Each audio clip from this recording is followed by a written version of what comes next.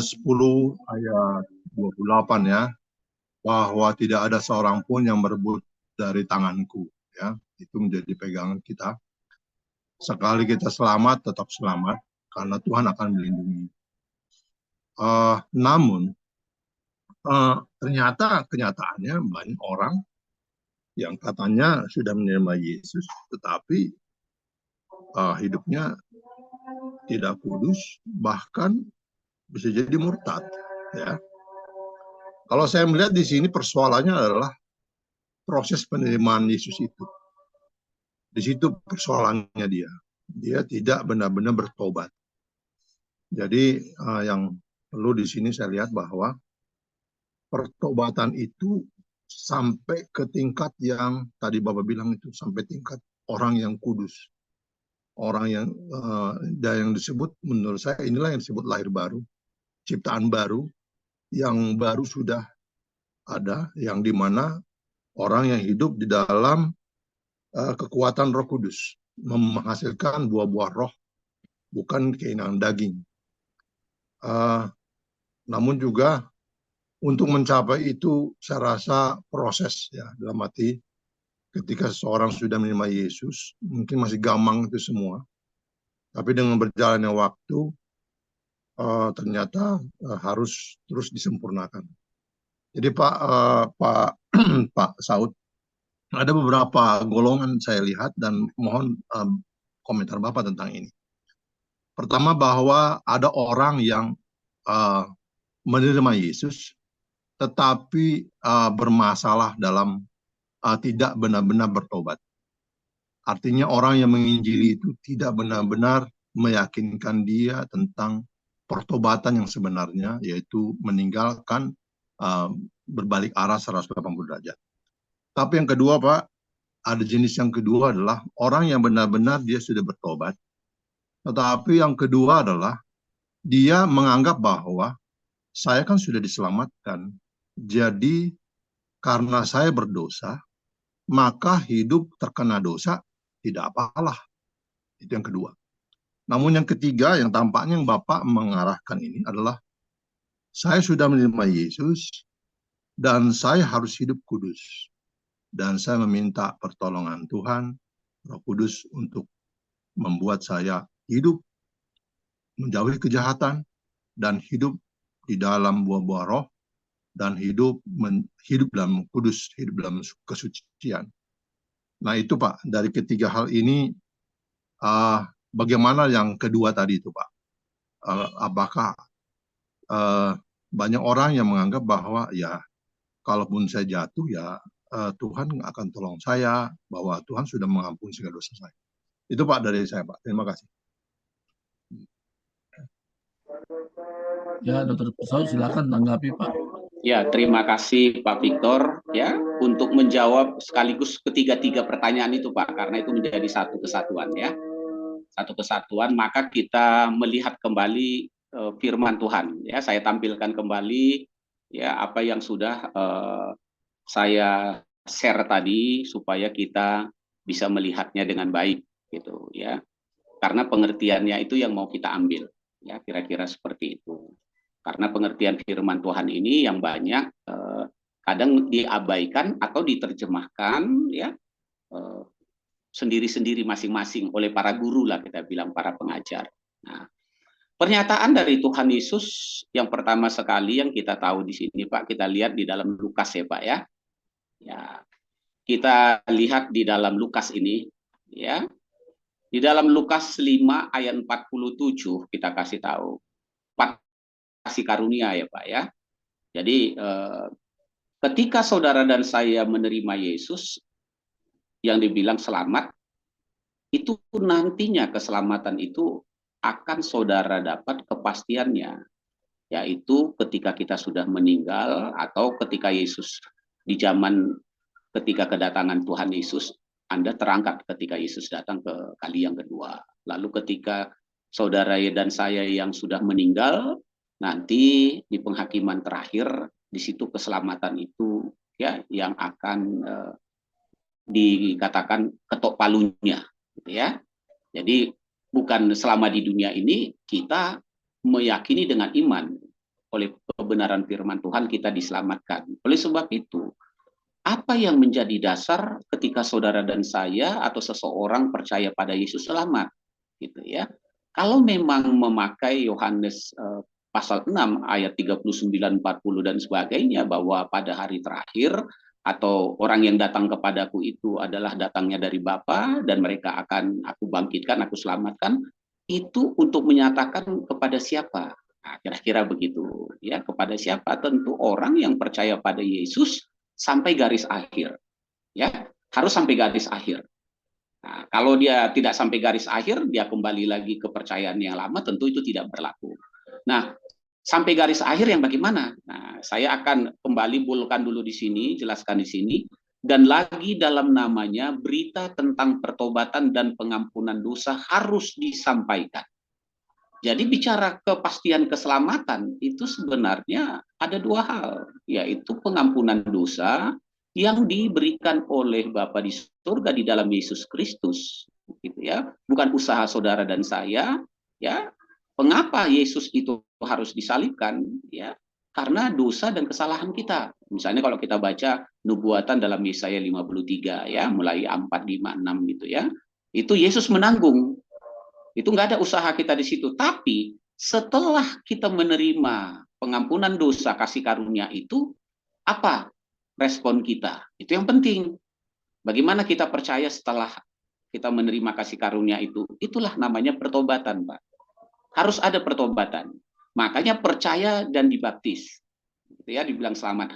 Karena baptis ini bicara tentang pertobatan. Nah, pertobatan itu bukan berbicara berbalik, ya. Nah, banyak kan karena arti bahasa Ibraninya dibilang ini, metanoia Yunaninya berbalik, bukan. Bicara pertobatan itu adalah Anda hanya bisa sampaikan kepada orang yang berdosa. Bagi orang yang nggak berdosa, Anda nggak perlu bilang dia bertobat. Karena pertobatan itu hanya disampaikan kepada orang yang berdosa. Nah, orang yang berdosa itu maksudnya apa? Ya, orang yang berdosa itu maksudnya yang melanggar perintah Tuhan. Gitu ya, 1 Yohanes 3 ayat 4. Nah, orang yang melanggar perintah Tuhan sehingga dia disebut dosa dan perlu bertobat, artinya apa? Karena dia tidak mengasihi Tuhan dan sesamanya.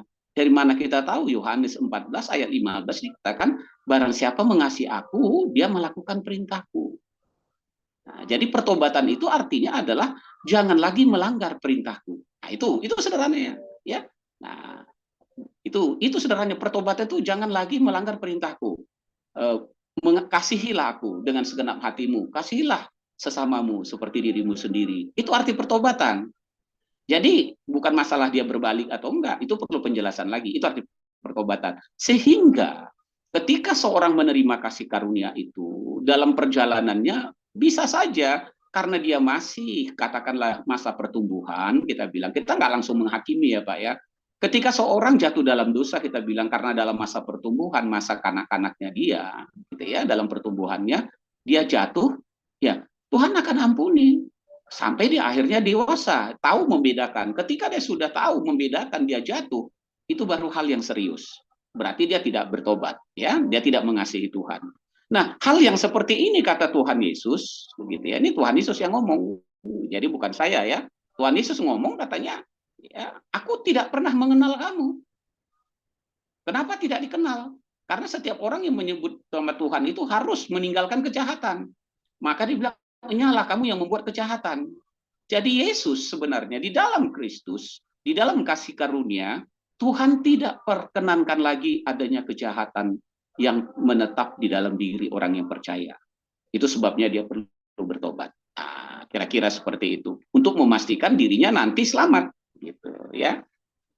Jadi Pak, kalau kita katakan, kalau gitu, bisakah saya memastikan diri saya setelah menerima Yesus, saya pasti selamat selama saya masih hidup? Bisa. Bagaimana caranya Pak? Hiduplah dalam pertobatan. Jadi yang hidup dalam pertobatan, ya artinya hidup mengasihi. Pertobatan itu artinya hidup mengasihi Tuhan dan sesama. Ya, mengasihi Tuhan dengan segenap hati, segenap jiwa, akal budi, dan mengasihi sesama tidak berbuat jahat, Roma 13 ayat 10. Dia memastikan dirinya. Dari mana kita tahu? Itu yang dikatakan oleh Petrus tadi, Pak. Nah, kita ulangi lagi ya. Petrus sendiri yang berkata, katanya, kalau kamu menambahkan kepada imanmu kebajikan sampai kasih kesalehan kasih kepada saudara, dia katakan di sini, ayat 11, dengan demikian kepada kamu akan dikaruniakan hak penuh. Ya, hak penuh. Kalau bicara hak penuh itu dikaruniakan berarti kepastian untuk memasuki kerajaan kekal. Ini belum meninggal orangnya, Pak. Ya. Nah, kalau Rasul Paulus mengatakan dia tidak ingin supaya dia ditolak nanti. Kita jawabannya ya untuk mempertegas ya. Nah, dia tidak ingin suatu saat dia ditolak. Nah, karena dia bilang bahwa orang yang melakukan perbuatan daging setelah dia percaya tidak akan mendapat bagian dalam kerajaan surga. Lalu apa yang harus saya lakukan, Pak? Bertobat. Nah, kudus itu sama dengan artinya bertobat, mengasihi Tuhan. Oleh sebab itu dia bilang gini, ya, aku gitu ya dikatakan, jangan aku sendiri tolak. Nah, dikatakan, aku melatih tubuhku atau beribadah, melakukan firman Tuhan setelah aku percaya supaya jangan aku sendiri ditolak. Enggak. Karena dia ingat Matius 7. Nyala daripadaku hai kamu yang melakukan kejahatan. Dia tidak mau hal itu terjadi. Nah, jadi begitu jawabannya, Pak ya. Tuhan Yesus memberkati. Boleh tanggapi, Pak? Kan, Pak, silakan. Terima kasih, Pak, atas ini jadi membuka wawasan saya.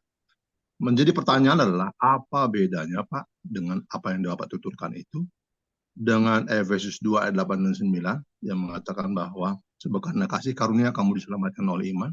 Itu bukan usahamu, jangan ada orang yang membanggakan diri. Itu adalah pemberian Allah. Artinya bahwa kalau pemaparan Bapak adalah bahwa kita harus berusaha di dalam pertobatan tadi, penekanannya, Pak. Jadi kan ada orang yang bukan karena, kalau kita menginjil ya, bukan karena amal, bukan karena perbuatan, tanda kutip. Nah, itu bagaimana, Pak, komentar Bapak? Oke, terima kasih. Jadi kita nggak usah buka lagi yang sudah saya tampilkan tadi, Pak ya. Pernyataan Rasul Paulus, ya. Jangan aku sendiri ditolak. Terus kedua, perbuatan daging, aku ingatkan kamu, barang siapa yang melakukan ini, dia tidak akan mendapat masuk kerajaan surga. Nah, jelaskan pernyataan dalam Efesus 2 ayat 8 dan 9 itu tidak boleh berdiri sendiri di penggal. Karena ini juga surat Rasul Paulus, Pak. Betul kan? Masa pernyataan Rasul Paulus di dalam Galatia 5 sama di dalam 1 Korintus 9 tadi kok bertentangan? Kan kesannya begitu. Nah, padahal artinya adalah di dalam Efesus 2 Rasul Paulus menyatakan bahwa keselamatan yang disebut dengan penebusan dosa, gitu ya Pak ya, diperdamaikan oleh Tuhan, itu adalah kasih karunia bukan usaha kita manusia. Itu benar-benar dari Tuhan yang memberikan anaknya yang tunggal. Oke, ya. Yesus yang menanggung kita. Dia ambil semuanya itu tanpa melihat kita siapa. Artinya, walaupun dosamu merah seperti kermisi atau apapun, kalau engkau terima Yesus karena Yesuslah satu-satunya, gitu ya, jalan penebusan dosa, maka engkau pasti selamat. Tetapi setelah engkau menerima itu, kamu jangan berbuat dosa lagi. Kira-kira gitu, Pak. Ya, kamu harus bertobat. Itu maksudnya. Makanya apa buktinya? Makanya Rasul Paulus mengatakan dalam Galatia 5 tadi, ya, bahwa barang siapa melakukan ini perbuatan daging tidak akan mendapat bagian dalam kerajaan surga. 1 Korintus 9 tadi ayat 26-27, jangan aku sendiri ditolak, aku harus melatih diriku, aku harus punya tujuan. Jelas ya? Nah, jadi usahanya yang dilakukan oleh Rasul Paulus bukan usaha kasih karunia atau keselamatan itu, tetapi menghargai, menghormati keselamatan yang sudah diberikan Tuhan dengan kasih karunia itu. Kira-kira gitu, Pak, ya. Menjaga itu. Ya, itu. Jadi kita perlu harus menjaga itu responnya. Jadi ibaratnya bilang gini, kalau saya katakan bahwa katakanlah dalam inilah gelas ini adalah kasih karunia Tuhan. Oke? Istilahnya ya perkemahan Yesus. Ketika saya terima ini, maka saya harus menghargai ini. Amin. Ya. Makanya dia mengatakan gini, Pak Rasul mengatakan, bukan dengan barang fana kau menebus dosaku. Oke ya, dengan darah yang mahal. Baru dikatakan ku telah mati dan tinggalkan. Nah, itu.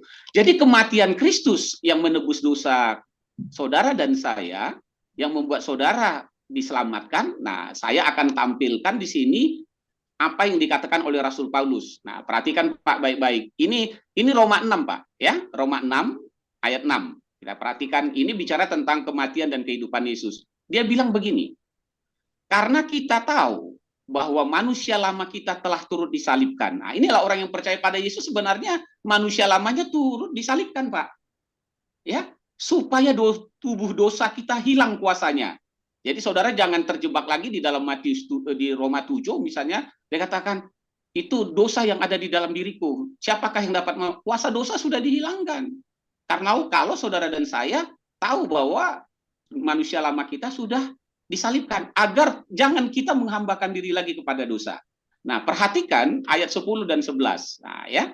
Dikatakan gini, sebab kematiannya, ini kasih karunia, Pak. Ini kasih karunia. Kematian Yesus itu, pengorbanan Yesus, dia menanggung dosa kesalahan saudara, mengampuni, itu kasih karunia.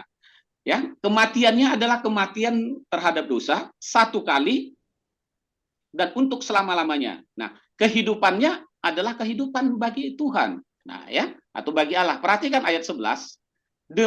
Demikianlah hendaknya kamu memandangnya. Nah, dia bilang gitu. Kamu telah menerima kasih karunia? Ya. Kalau gitu, kamu memandang kasih karunia sebagai berikut. Bahwa kamu telah mati bagi dosa, tetapi kamu hidup bagi Allah dalam Kristus Yesus. Nah, itu responnya, Pak. Ini respon kasih karunia sebenarnya.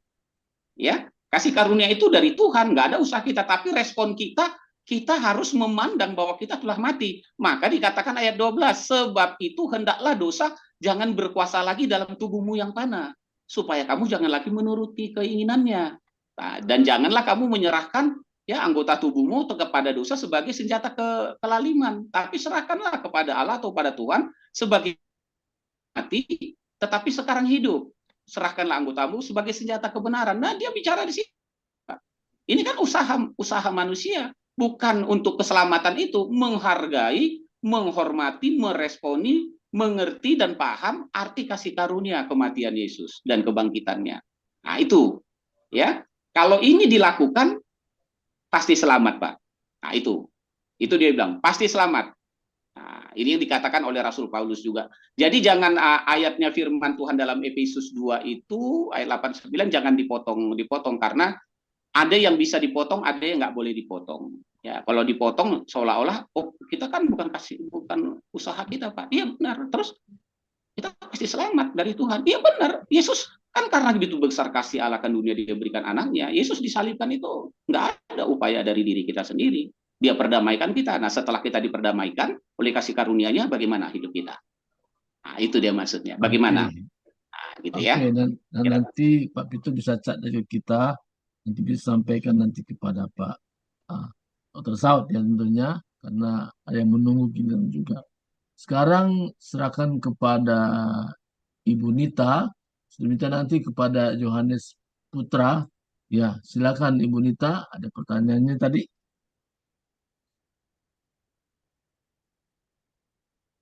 Buka mic-nya belum buka. Iya, Bapak. Halo. Ya. Udah kebuka ya? Udah, silakan.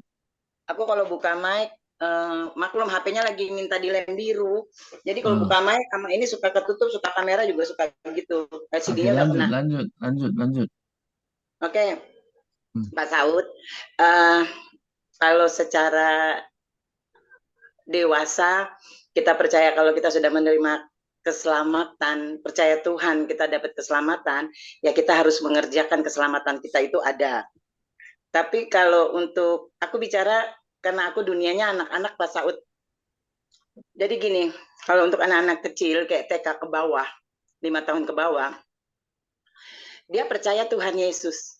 Siapa di sini anak Tuhan? Kita kan suka nanya gitu. Saya, gitu ya, semua pada bilang gitu.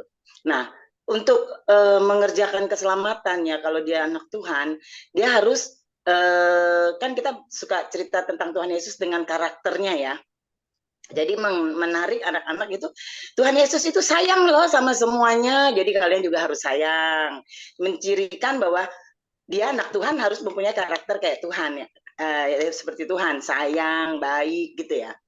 Tapi kalau udah meningkat di remaja atau anak SD ke SMP lah ya, itu untuk percaya dan selamat harus mengerjakan keselamatannya itu gitu istilahnya.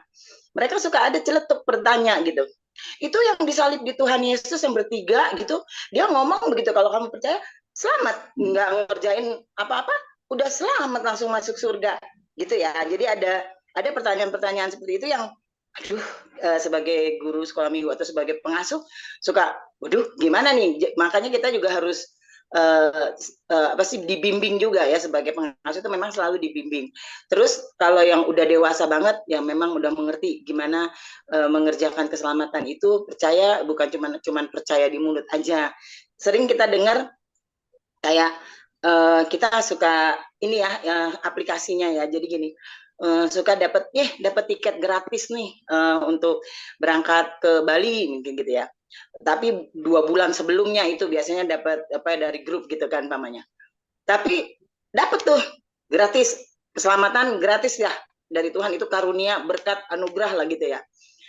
Nah, ini tiket gitu kan. Tapi jaga sampai kedua bulannya itu, kita kan harus berjaga-jaga, jangan sampai kelewatan, harus siapin ini, siapin itu. Nah, itulah yang dianggap mengerjakan keselamatan sampai bisa diberangkatkan gitu kan. Jadi suka kalau untuk remaja diaplikasikan seperti itu. Nah, yang aku bingung ya pas yang anak itu tanya, bagaimana dengan yang di sebelahnya Tuhan Yesus, dia nggak sempat ngerjain keselamatan, dia udah selamat bersama-sama Bapa di surga. Itu yang kayak begitu, gimana caranya Pak Saud untuk apa itu spesial, oh itu tiket khusus VIP atau apa ya. Aku terus terang kalau udah begitu udah nggak bisa jawab, oke nanti kakak jawab besok ya gitu. Jadi mencari jawaban dengan teman-teman grup gitu loh. Jadi hal-hal yang kayak gitu yang suka kadang-kadang sebagai guru sekolah minggu kepentok gitu loh dengan cerita-cerita yang nggak bisa dipenggal-penggal. Tapi kan kalau anak-anak kan hanya satu tema gitu ya, satu ini gitu dirangkainya ya. Nah, kadang-kadang kita suka bilang udah mereka cukup tahu begini, nanti sesuai umurnya dia akan tahu lagi gitu loh. Jadi gini ya, tapi aku juga jadi penasaran kenapa nggak bisa jawab kalau ke anak Oke, nanya Ibu gitu. Nita, Kayaknya pertanyaannya itu 2 puas. poin, itu 2 poin pertanyaannya supaya Dr. Saud bisa jawab. Itu aja Pertanyaannya, Pak, gimana cara jawabnya oke, keselamatan yang di ya. Tuhan beri di kayu salib itu sama yang sebelah kiri apa sebelah kanan tuh. Itu aja. Ya, Makasih. terima kasih Bu Nita. Jadi kan salah satu poin amanat agung yang sangat penting kita bilang ya, ajarkanlah mereka untuk melakukan segala sesuatu yang kuperintahkan kepadamu. Oke ya.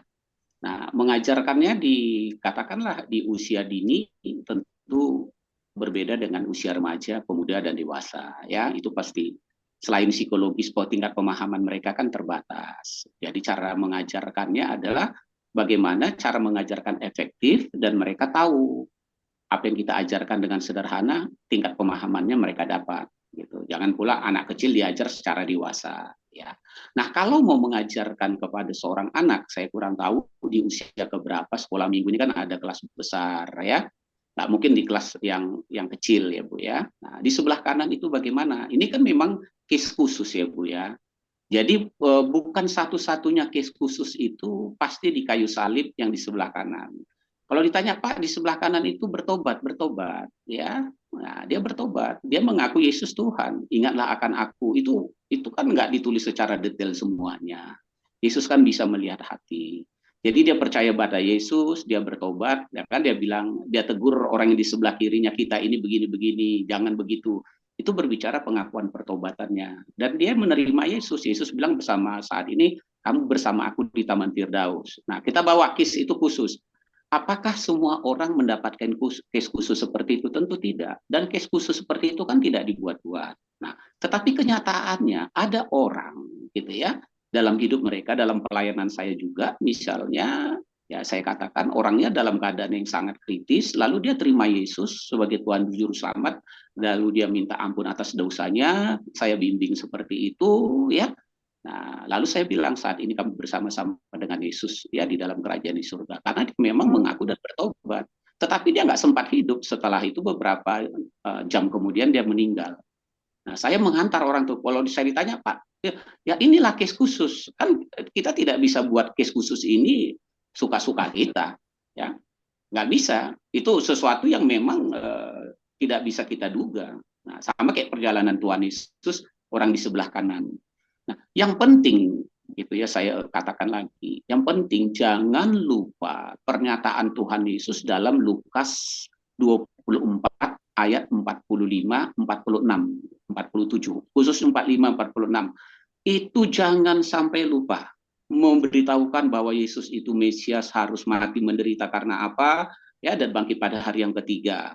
Nah, ayat yang selanjutnya yang penting 47, dan lagi dalam namanya berita tentang pertobatan dan pengampunan dosa harus disampaikan. Tidak hanya kalau itu nggak dilakukan udah jelas salah gitu ya. Makanya saudara baca lagi di Kisah Rasul pasal 2 ketika Simon Petrus berkhotbah yang pertama kali setelah Pentakosta itu, khotbahnya dia memberitahukan siapa Yesus, ya, bahwa Yesus itu adalah Tuhan, Mesias itu. Nah, yang mendengarnya bertanya, saudara-saudara, apakah yang harus kami lakukan? Ya, dia bilang nih, bertobatlah, percaya dan berilah dirimu dibaptis. Dia sampaikan itu. Mereka percaya Yesus itu Tuhan. Sekarang bertobat dan dibaptis. Gitu ya. Maka kamu diselamatkan. Nah, itu yang paling penting mengenai setelah kalau saudara dan saya setelah percaya dalam perjalanan kita ini masih diberikan waktu, pergunakan waktu itu untuk hidup berkenan kepada Tuhan, bukan suka-suka kita lagi. Itu loh. Kalau suka-suka kita lagi, lalu kita nggak menghargai pengorbanan Yesus itu. Ya, nah ini yang penting. Nah, itu tercatat di dalam 1 Yohanes 3 ayat 6 ya. Nah, saudara bisa bacalah gitu ya. Bahwa di dalam dia itu tidak ada lagi dosa. Nah, itu harus ada komitmen. Nah, kalau nanti kita tetap mempertahankan itu, jangan sampai nanti apa yang dikatakan Yesus, ya, Yesus nggak mungkin bertolak belakang dengan Yohanes 6 itu. Jadi saudara harus kombinasikan siapa yang datang kepada Yesus, yang akan dia bangkitkan, akan dia selamatkan itu pada akhir zaman, akhir hidup nanti, yaitu orang-orang yang melakukan kehendak Tuhan. Kalau orang itu adalah melakukan kejahatan, Tuhan Yesus bilang, aku tidak kenal kamu, sekalipun kamu memanggil aku Tuhan. Karena kelakuan kamu, sikap kamu tidak menunjukkan kamu menghargai dan menerima kasih karunia itu. Gitu loh. Maka dia bilang, enyalah kamu, hai kamu yang melakukan kejahatan. Itu menunjukkan bahwa setelah di dalam Kristus, nggak ada boleh kejahatan atau dosa yang kita lakukan. Itu pasti. Pak, kalau masih berdosa, minta ampun, jangan buat lagi lah. Nah, kira-kira gitu. Itu pertobatan. Pertobat tuh nggak buat lagi, gitu ya. Nah, sehingga sejalan waktu kita makin hari makin baik, gitu ya. Kemuliaan Tuhan itu semakin besar dalam diri kita. Saya rasa itu yang perlu saya sampaikan. Jadi ya Ibu Nita, sesuaikan pengajaran kita itu, ya, sesuai tingkat anak-anak yang kita bimbing. Sekolah minggu bagaimana, remaja bagaimana, ya, pemuda bagaimana, ya. Nah, pemuda sama orang tua samalah, kira-kira begitu. Tinggal nanti tergantung dari case kondisi kerohanian dan psikologis hidup mereka. Ya, Tuhan Yesus memberkati. Ya, terima kasih Dr. Saud. Dan terakhir Yohanes Putra, nanti buka mic, buka juga videonya. Dan juga saya minta kepada Andre Wahyudi bisa chat nomor kontaknya supaya bisa kita undang hari berikutnya ya. Nah, sekarang silakan Pak Yohanes Putra. Ya. Shalom, selamat malam. Selamat malam. Puji Tuhan. Pak Dr. Saud, terima kasih, luar biasa. Ya, terima kasih atas kesempatannya, Bapak Ibu yang kami kasih. Saya ada pertanyaan juga buat Pak Dr. Saud. Ya, namun sebelumnya saya juga mau ungkapkan satu pernyataan dari teman saya ya. Teman saya yang menyatakan bahwa sekali selamat, pasti selamat. Dan keselamatan itu tidak akan pernah hilang. Saya sih bilang, terus terang saya bilang itu sesat, saya bilang. Ya, apapun yang dia terima, suka nggak suka, ya itu sesat, saya bilang. Karena apa ya? Nggak bisa seperti itu. Karena seperti yang tadi Pak Dr. Saud, kalau kita masih melakukan kejahatan, nggak mungkin selamat. Karena teman saya juga, ketika saya baru bertobat dalam Tuhan, ketemu teman yang dia tentunya udah Kristen dari awal, dari lahir ya. Dia apresiasi sama saya ketika saya masuk Kristen. Dia bilang begini, Pak, enaknya di dalam Kristen itu sekali selamat sekali selamat tetap selamat walaupun kita melakukan dosa. Wah, itu udah sesat. Saya bilang, saya walaupun itu belum paham tentang kekristenan, mendengar pernyataan teman saya yang sudah Kristen, ketika kita masuk ketika kita menerima Yesus, kita tetap selamat walaupun kita melakukan dosa. Wah, saya bilang, saya aneh juga, saya bilang. Ya. Sebentar, itu. Bill, sebentar. Saya bilang kok seperti itu ya. Oke, itu satu ya. Yang saya mau pertanyakan seperti ini, Pak Dr. Saud tentunya, ya betul kita setelah menerima Kristus harus benar-benar hidup kudus, tidak pernah lagi melakukan kejahatan. Yang saya mau tanyakan, bagaimana dengan orang-orang yang di luar agama Kristen tidak melakukan kejahatan? Contohnya seperti Buddha suci lah. Dia hidup kudus, boleh dibilang hidup suci lah kalau bahasa mereka tuh hidup suci. Dan dia sungguh-sungguh tidak melakukan kejahatan, bahkan selalu berderma dan berdemak terus. Apakah dia juga bisa selamat? Seperti itu. Terima kasih Pak Dr. Saud. Ya, terima kasih Pastor Yohanes ya. Nah, saya sentuh dulu pernyataan yang pertama ya Pak ya. Nah, pernyataan yang pertama saya tampilkan ayatnya. Jadi ayat yang jawab Pak. Jadi saya tuh kalau nanti jawab susah ya. Nah, Yesus kan bilang aku tidak pernah mengenal kamu ya, kira-kira gitu ya. Nah, ya. Di dalam Matius 7:23. Lalu Rasul Paulus mengatakan yang kehendaki adalah mengenal dia. Jadi sangat penting.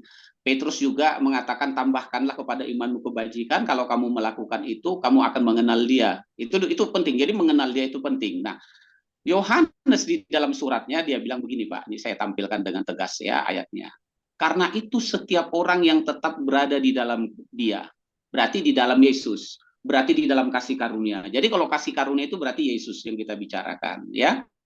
Nah, dialah yang kasih karunia, dialah yang menebus, mengampuni, tidak berbuat dosa lagi. Nah, gitu. Jadi saya ulang ya, karena itu setiap orang yang tetap berada di dalam dia. Jadi kalau dia nggak tetap di dalam dia ya pasti berbuat dosa, tidak berbuat dosa lagi. Nah terus setiap orang yang tetap berbuat dosa berarti tidak melihat dan tidak mengenal dia. Gitu. Nah, itu. Jadi bagaimana kau udah percaya pada Yesus, Anda bilang selamat, padahal Anda tetap berbuat dosa.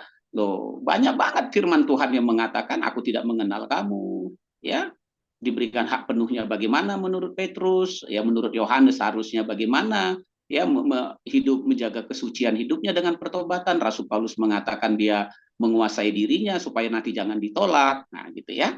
Kira-kira begitu. Nah, kalau agama lain, Pak, kita ngomongnya nggak usah dulu megang firman Tuhan. Bapak Ibu tahu, di luar Yesus itu tidak ada kekudusan, Pak, yang sebenarnya. Ya, kekudusan itu hanya di dalam Yesus. Yesuslah yang menguduskan saudara dan saya satu kali memperdamaikan. Jadi kalau orang di luar Kristus, sebaik apapun dia tetap orang yang berdosa. Belum ada penebusan, belum ada perdamaian dalam hidupnya. Tidak ada nama lain. Akulah satu-satunya jalan kebenaran dan hidup. Supaya kamu benar dan hidup, kata Tuhan ya, dan diberikan hak masuk kerajaan surga, hanya melalui penebusan dosa. Jadi kalau tidak ada di dalam aku, Anda nggak mungkin bisa selamat. Tidak ada, sama sekali, ya. Nah, karena belum disucikan, belum diampuni. Jelas ya Pak ya, belum diperdamaikan dengan Tuhan. Lalu kalau saudara belum diperdamaikan dengan Tuhan, Anda berusaha hidup baik dan lain-lain menurut takaran dunia ini, saudara akan lelah sendiri nanti capek, gitu kan? Gitu ya. Karena tidak ada penebusan yang saudara alami. Nah, sebaiknya terimalah Yesus. Setelah itu hiduplah benar. Nah, jadi nggak sia-sia usaha kita. Nah, gitu ya. Betul. Nah, itu mau agama apapun. Ya. Mau agama apapun. Kira-kira seperti itu. Karena sebaik apapun dan sesuci apapun di luar Yesus tetap tidak akan selamat. Karena apa? Setiap manusia itu tidak akan pernah luput dari dosa. Sama seperti hamartia gitu kan. Itu harus benar-benar mengenai tepat kepada sasarannya. Bahwa kita ini sungguh-sungguh bahwa surga itu nggak bisa orang datang tuh orang yang berdosa sama sekali tuh, maksudnya sekecil apapun dosa, surga tidak mungkin bisa digapainya begitu, karena hanya dibenarkan oleh Tuhan Yesus Kristus Pak, kita bisa masuk dalam surga itu. Ya, terima kasih, setuju Pak. Ya, jadi saya tampilkan sedikit ayat untuk mengingatkan kalau saudara nanti berbicara dengan orang lain yang berbeda agama, Mau sebaik apapun dia, perhatikan yang dikatakan ini, walaupun Rasul Paulus berbicara, Yohanes juga, karena semua orang telah berbuat dosa, ya, nah dikatakan sini, karena semua orang telah berbuat dosa dan telah kehilangan kemuliaan Allah atau kemuliaan Tuhan. Nah, oleh kasih karunia dibenarkan dengan cuma-cuma karena penebusan. Jadi kalau bicara kasih karunia itu adalah dibenarkan cuma-cuma, nggak ada usaha manusia, karena penebusan dalam Kristus. Nah, setelah menerima inilah baru saudara bisa sebaiknya memang harus hidup benar, gitu ya, hidup benar. Nah, ini yang paling penting. Lalu benarkah kemuliaan Tuhan ini yang hilang ini sudah dikembalikan? Ya, Yesus sendiri sudah menyatakan itu di dalam doanya yang dicatat di dalam Yohanes 17 ya. Yohanes 17 kita buka ayat 23 ya. Nah, Yesus sendiri berkata di sini. Nah, ayat 22. Dan aku telah memberikan kepada mereka kemuliaan yang engkau berikan kepadaku. Ya, saya buat di sini dulu. Nah, jadi yang telah kehilangan kemuliaan sudah diberikan karena penebusan kasih karunia cuma-cuma oleh Yesus. Jadi kalau belum mendapatkan itu, apapun yang saudara buat, saudara dan saya masih tetap hidup di dalam dosa yang belum disucikan. Ya, dibenarkan. Jadi ibaratkan ini kain kotor, lalu saudara tempel memakai pakaian bersih, percuma, karena tetap pakaian kotor itu nempel. Gitu kan? Jadi copot dulu pakaian kotor itu, dibersihkan dulu di dalam Kristus. Baru Anda pakailah pakaian yang baru, gitu ya, yang baik. Baru benar. Ya, makanya tanpa Yesus nggak mungkin orang bisa diselamatkan. Gitu ya, kira-kira begitu. Kalau dalam perjanjian lama tentu adalah gambaran keselamatan yang diberikan yaitu dengan pengorbanan kambing domba yang bersifat sementara. Tetapi setelah itu, setelah Yesus di kayu salib, saudara baca di dalam Matius 27, semua orang yang mati pada saat itu yang hidupnya ya sudah ditebus dengan cara hukum yang berlaku yaitu korban domba, itu akan dibawa Yesus naik bersama-sama dengan dia. Nah, semua menunggu Yesus pada saat itu, termasuk Adam, gitu ya. Nah, kira-kira begitu. Tuhan Yesus memberkati. Boleh satu lagi Pak Dokter? Boleh satu lagi Pak Dokter? Ya, silakan Pak Dokter tanggapi ya. Ya. Menggelitik seperti apa yang tadi Bu Nita katakan ya tentang orang yang disalib itu diberi pengampunan oleh Tuhan Yesus. Bagaimana kalau kita kebalikannya berkata seperti ini? Oh, kalau begitu nggak dibaptis,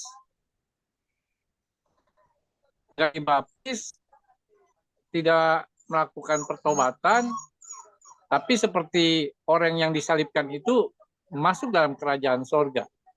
Nah, bagaimana kalau ada orang yang berpikiran, oh kalau begitu nanti aja kalau kita udah mau bertobat kita baru bilang seperti itu. Bagaimana itu? Jadi gini Pak, kan kembali lagi tadi firman Tuhan itu kan nggak bisa kita terjemahkan menurut kemauan kita sendiri, ya. Nah, itu. Jadi harus firman Tuhan yang menjawab. Tapi kalau berbicara tentang baptisan itu, yang mana yang belum dibaptis Pak? Sakramennya saja kah? Atau arti baptisan yang di dalam Kristus itu kan sebenarnya bukan makna sakramennya, gitu ya, bukan masalah itu dengan air percik atau tidak, karena Rasul Paulus sangat matang menulis itu dalam Roma 6. Jadi ketika seorang percaya dengan hatinya bahwa ya Yesus Kristus itu adalah Mesias yang telah menanggung segala dosa kesalahannya, disalibkan, mati, dikuburkan dan bangkit hari yang ketiga, dia sudah dibaptis di situ Pak. Itu Roma 6. Saya percaya. Nah, istilahnya gitu ya. Berarti dia sudah dibaptis. Sedangkan sakramennya itu kan cuma tata cara aja. Gitu ya, tata cara. Gitu, kira-kira begitu. Jadi kalau ditanya, Pak, apakah yang di sebelah kanan itu sudah dibaptis? Sudah. Tapi bukan sakramen. Paham ya? Nah, dia percaya kepada kematian dan kebangkitan Yesus. Gitu.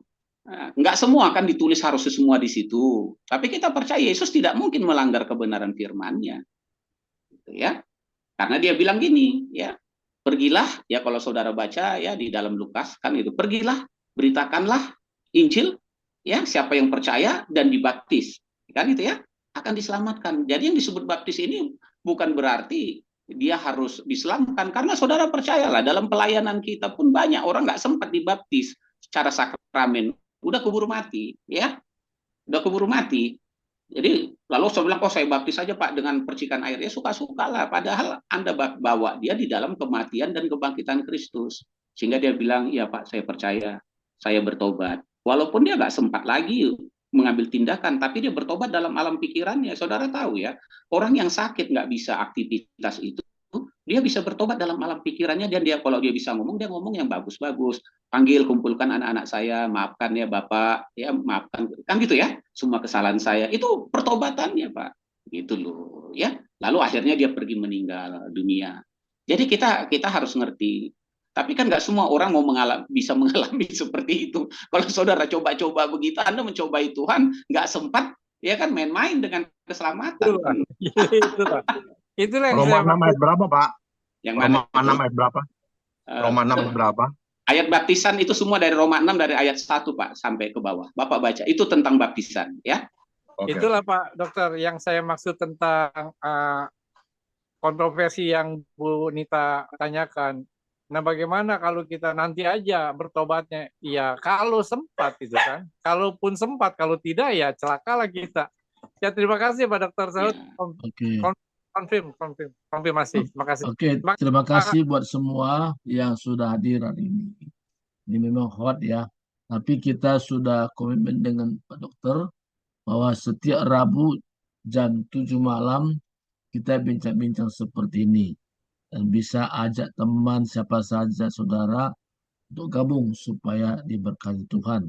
Karena waktu kita jadi sangat sempit.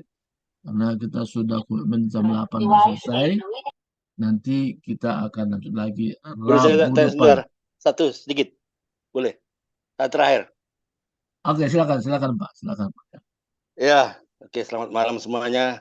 Bisa dengar suara saya? Halo? Bisa Pak. Oke.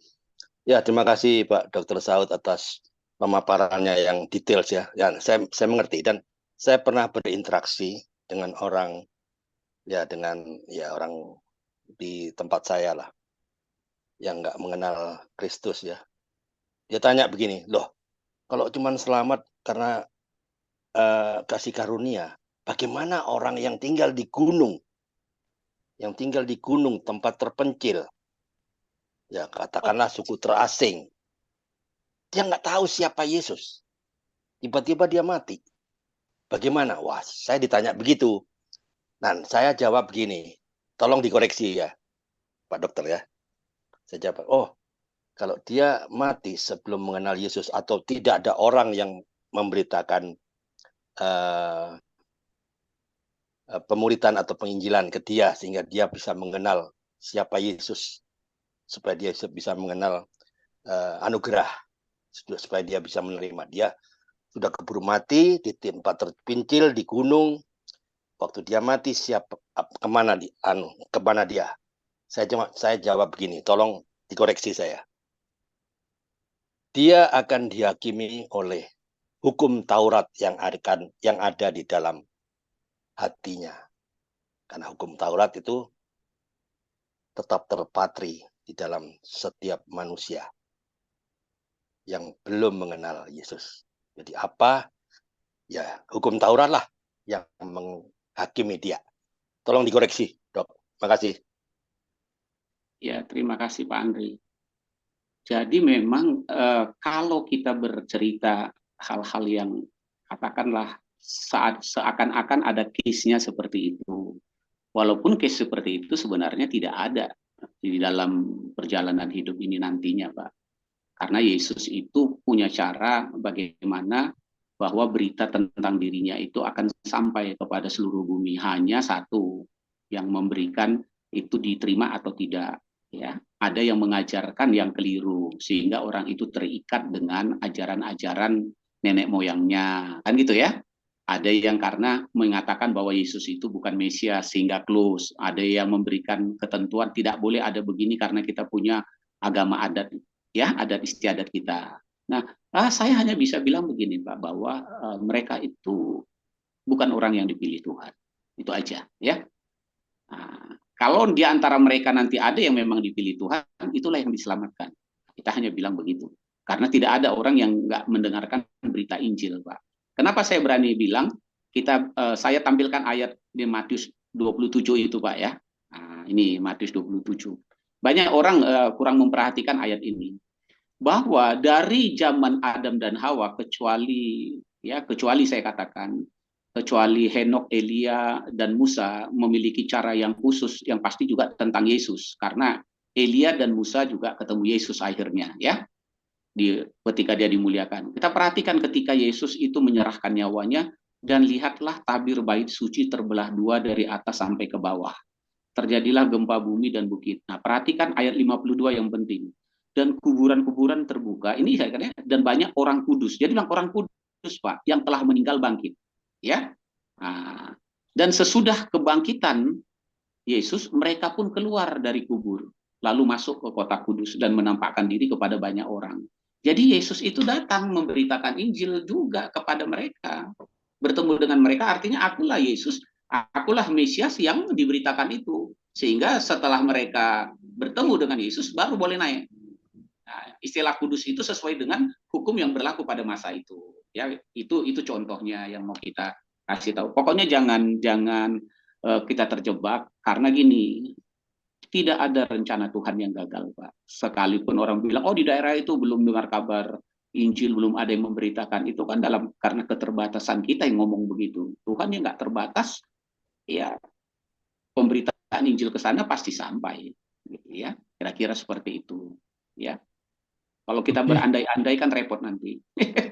Oke Pak Dr. Saud ya kita akan akhiri. Pak John Tarnabawan ada ya nanti akan berdoa untuk menutup kita punya sesi hari ini. Tapi sebelumnya sedikit saya bersaksi buat Pak Andre yang lainnya, bagaimana orang yang di laut sana, yang berbulan-bulan di laut bisa dengar Injil karena dari tempat di mana saya berada saat ini kita pernah pancarkan radio sambungan radio SSB. Jadi terpancar ke segala penjuru sampai ke Thailand, sampai ke Irian, luas pancarannya. Jadi sekalipun dia tidak ibadah dalam suatu komunitas ibadah gereja, tapi dia sudah dengar Injil. Karena kita rutin setiap hari ada ibadah. Ya, itu yang kita lakukan. Nah, itu salah satu contoh saja ya. Belum lagi cara yang lain. Saya kira Tuhan tidak pernah kekurangan cara untuk menyampaikan berita Injil ini. Itu saja. Nah, nanti kita sambung lagi untuk Rabu depan ya. Hambanya akan menyampaikan dan siapkan ayat-ayat ataupun pertanyaan-pertanyaan yang bisa kita tanya lewat narasumber.